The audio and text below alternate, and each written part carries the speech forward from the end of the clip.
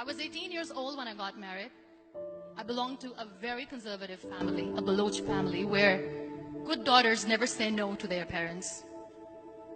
My father wanted me to get married, and all I said was, if that makes you happy, I'll say yes. And of course, it was never a happy marriage.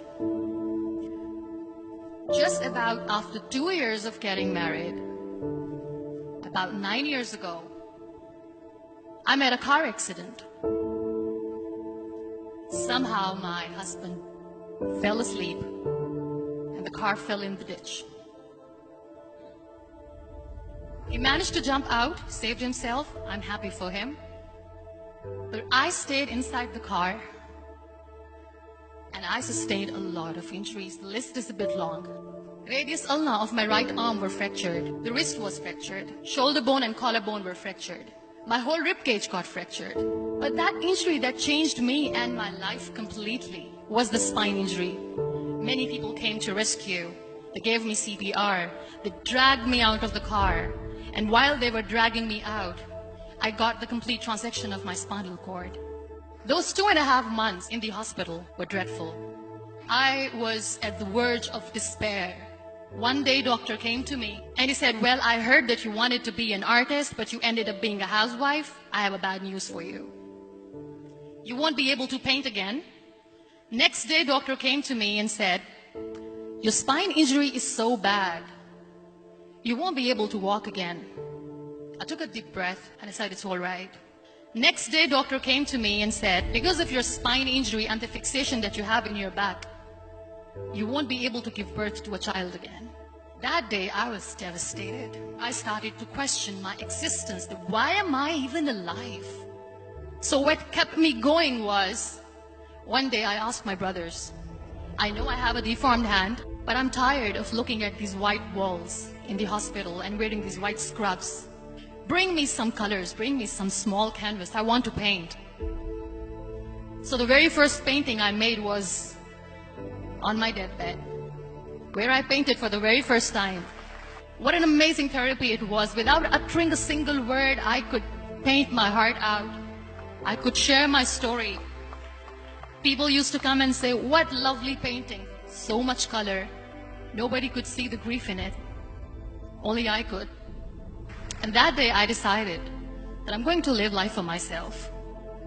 I am not going to be that perfect person for someone. I am just going to take this moment and I will make it perfect for myself.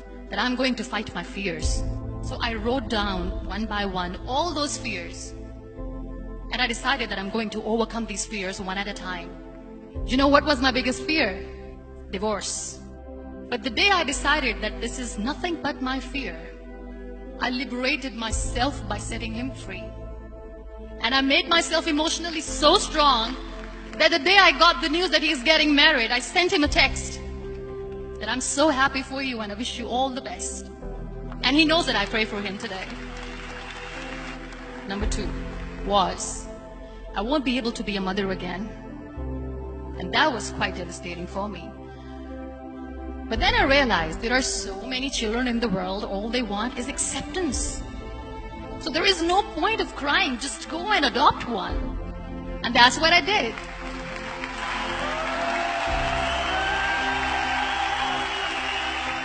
I gave my name in different organizations, different orphanages, and I waited patiently. 2 years later, I got this call from a very small city in Pakistan. I got a call and they said, are you Muniba Mazari? There is a baby boy and would you like to adopt? I could literally feel the labor pain. I said, yes, yes, I am going to adopt him. I am coming to take him home. And that day, I was 2 days old, and today he's 6. You know, when you end up being on the wheelchair, what's the most painful thing? People think that they will not be accepted by other people because we, in the world of perfect people, are imperfects. So I decided to appear more in public. I started to paint. I have done a lot of modeling campaigns. I decided that I'm going to join the national TV of Pakistan as an anchor person. I became the National Goodwill Ambassador for UN Women Pakistan, and now I speak for the rights of women, children. I was featured in BBC 100 Women for 2015. I'm one of the Forbes 30 under 30 for 2016. So when you accept yourself the way you are, the world recognizes you.